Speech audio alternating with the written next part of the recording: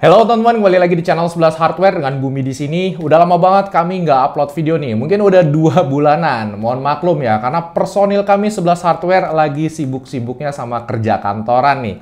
Sekarang kita akan bahas SSD Kingston NV3. Ini adalah penerus dari Kingston NV2 yang tahun lalu pernah kita bahas.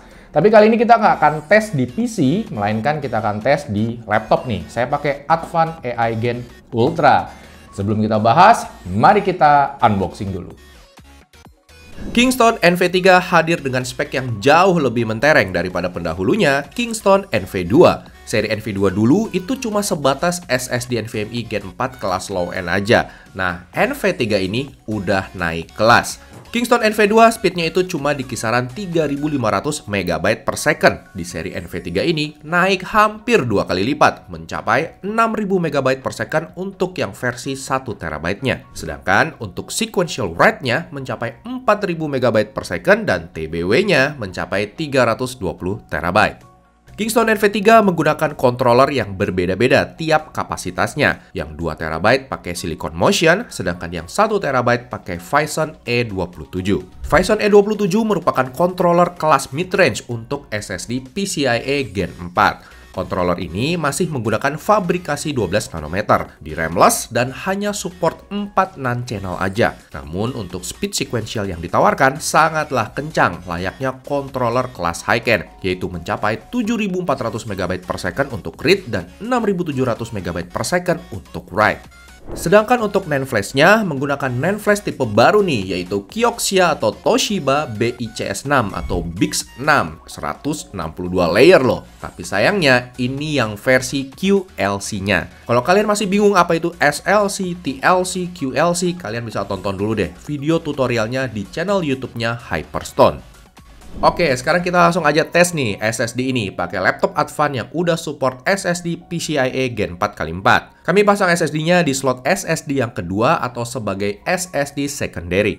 Tes pertama adalah tes kecepatan sequentialnya. Kita pakai Crystal Disk Mark 8 dan 3D Mark Storage Benchmark. Bisa kita lihat kecepatan baca sequentialnya mencapai 6150 MB per second dan tulis sequentialnya mampu mencapai 5370 MB per second. Baik read ataupun write-nya mampu melampaui klaim tertulisnya Kingston nih di 6000 MB per second dan 4000 MB per second.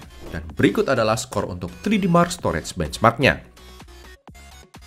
Di tes yang kedua, kita akan lihat kecepatan random access-nya. Kami menggunakan settingan custom pada Crystal Disk Mark 8 untuk melihat bagaimana performa DRAM-less dari SSD ini. Untuk 4K random read, hasilnya sangat memuaskan, mencapai hampir 300.000 I/O operation per second. Namun untuk 4K random write-nya, apalagi random read and write-nya, performanya ini so-so lah ya. Layaknya SSD DRAM-less lain, hanya mencapai 93.000 operation per second aja.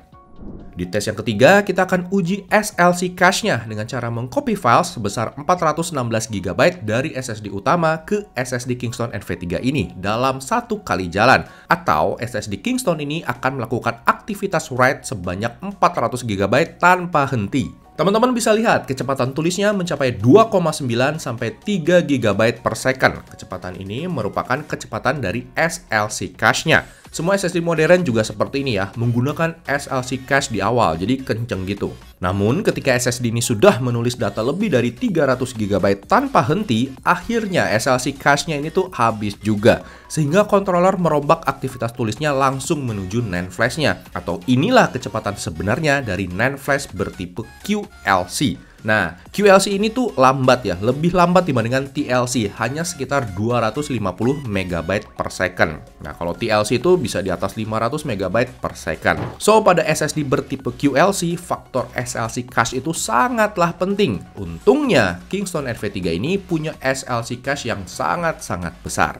Kita juga sekalian nih tes suhunya pada aktivitas tulis yang tadi. Suhu maksimal SSD Kingston ini mencapai 68 derajat Celcius. Sangat oke menurut saya karena SSD ini tidak dikasih pendingin apapun sama sekali dan dioperasikan pada sebuah laptop yang tipis.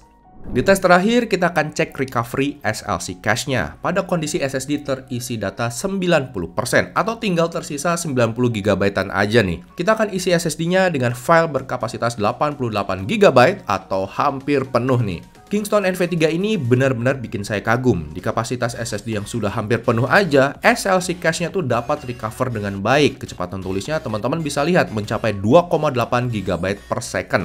Cukup stabil. Ya, walau di progres 58%, SLC cache-nya habis juga. Di sisa kapasitas SSD yang hanya tinggal 90 GB, ternyata SLC cache-nya masih bisa recover sekitar 60 GB loh. Sangat menarik, mengingat Kingston NV3 ini bukan SSD kelas high-end ya, dan masih di RAM-less. Jadi untuk SSD bertipe QLC seperti ini, faktor SLC cache itu sangatlah penting karena QLC itu kan kecepatannya tadi rendah banget, hanya 200 sampai 300-an MB per second aja. Kalau SLC cache-nya cepet habis, maka ya berabe banget ya, lumayan tuh. Nah, untungnya Kingston NV3 ini punya jumlah SLC cache yang cukup besar, mencapai 300-an GB. Jadi nggak usah khawatir untuk copy files dalam jumlah yang besar, dan recovery SLC cache-nya juga cukup baik. Kesimpulannya, Kingston NV3 ini hadir dengan upgrade yang sangat signifikan dibandingkan pendahulunya Kingston NV2. Memang Kingston NV3 ini masih di RAM-less, tapi secara performa lebih menonjol dibandingkan SSD di RAM-less yang lain di kelas yang serupa. Selain itu, Kingston NV3 punya speed sequential yang termasuk kenceng di kelasnya nih, dan punya SLC cache yang besar walau pakai NAND QLC. Hal ini tentu dipengaruhi oleh NAND flash yang mereka pakai, yaitu Toshiba BICS 6 162 layer generasi yang baru. Di harga 1 juta pas, Kingston NV3 1TB ini akan menjadi tandem yang sepadan dari kakaknya, yaitu Kingston KC3000. Akhirnya, Kingston punya line up baru nih untuk mengisi gap yang jauh antara Kingston KC3000 dan Kingston NV2. Demikian video kita kali ini. Jangan lupa dukung terus channel kami 11 Hardware. Sampai jumpa lagi di video kami yang berikutnya.